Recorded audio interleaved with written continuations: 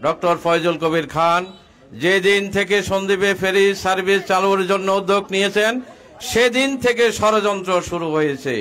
আজ পর্যন্ত সেই ষড়যন্ত্র অব্যাহত রয়েছে।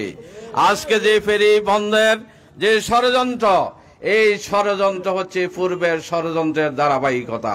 সুতরাং আজকে আমাদেরকে সিদ্ধান্ত নিতে হবে। আজকে আমরা মাননীয় উপদেষ্টা স্ট্যাটাস দিয়েছেন ফেরি চালু থাকবে, আমাদেরকে এই স্ট্যাটাস দেখে আমাদেরকে বসে থাকলে চলবে না, কারণ ষড়যন্ত্রকারীরা ষড়যন্ত্র করে যাবে। আমরা সন্দ্বীপের রাজনৈতিক দল, সামাজিক সংগঠন, আজকে সাংবাদিক বন্ধুগণ, সর্বস্তরের সন্দ্বীপবাসী আমরা চাই এই ফেরি চালু থাকবে, এই ফেরি কখনো বন্ধ হতে পারে না। সন্দ্বীপের যদি আমরা দেখি নদী যদি উত্তাল থাকে তখন শুধু বন্ধ থাকবে, আর কোনো বন্ধ হওয়ার কোনো সুযোগ নেই। আমরা আপনাদের কাছে বলতে চাই, আমার সম্মানিত সাংবাদিক বন্ধুদের কাছে বলতে চাই, কারা এই ষড়যন্ত্রকারী, কারা এই কুচক্রী মহল, আপনারা তদন্ত করে বের করে আনুন। আমরা তাদের মুখোশ দেখতে চাই। সন্দ্বীপের 4 লক্ষ মানুষ এই কুলাঙ্গারদের চেহারা দেখতে চায়। সন্দ্বীপের মানুষ এই সন্দ্বীপের উন্নয়নের যারা বাধা দেয় তাদেরকে সন্দ্বীপের মানুষ দেখতে চাই না।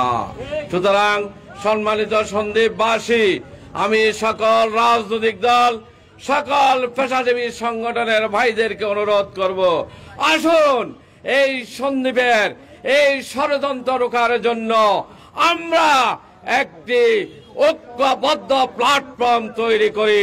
সেখান থেকে আন্দোলন হবে, সেখান থেকে আন্দোলনের কর্মসূচি ঘোষণা করা হবে, যাতে করে কেউ কোনোদিন সামনে যাতে কোনো ধরনের ষড়যন্ত্র করতে না পারে। এই জন্য প্রশাসনকে বলতে চাই, যারা ষড়যন্ত্র করছেন, যারা ওই চট্টগ্রামে বসে ষড়যন্ত্র করছেন, আপনাদেরকে হুঁশিয়ার করে দিতে চাই, সন্দ্বীপের মানুষ লড়াকু, সন্দ্বীপের মানুষ আন্দোলন করতে জানে। সুতরাং আপনারা যেখানে থাকুন না কেন, আপনাদের বিরুদ্ধে সন্দ্বীপের মানুষ গর্জে উঠবে। আজকে চট্টগ্রাম প্রেস ক্লাব সহ সর্বত্র আজকে সন্দ্বীপবাসী আন্দোলনে নেমেছে।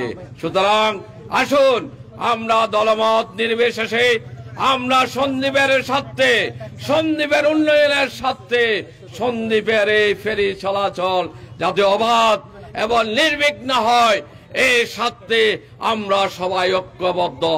আমাদের রাজনৈতিক মতভিন্নতা থাকতে পারে, কিন্তু সন্দ্বীপের স্বার্থে আমরা সকল রাজনৈতিক দল, সকল পেশাজীবী সংগঠন আমরা একতাবদ্ধ হয়ে আগামী দিনে আন্দোলনের কর্মসূচি ঘোষণা করার জন্য এবং ষড়যন্ত্রকারীদের এই ষড়যন্ত্র মোকাবেলা করার জন্য সর্বাত্মক আপনারা সজাগ থাকবেন, এই আহ্বানটুকু রেখে আজকের এই মানববন্ধনের যারা আয়োজন করেছেন তাদের সবাইকে আন্তরিক ধন্যবাদ জানিয়ে বাংলাদেশ জামাত ইসলামী আপনাদের এই আন্দোলনের সাথে থাকবে, আছে, থাকবে এবং ভবিষ্যতে ইনশাআল্লাহ আন্দোলনের সাথে একাত্মতা ঘোষণা করে আমার কথা শেষ করছি। আল্লাহ হাফেজ। বাংলাদেশ জিন্দাবাদ।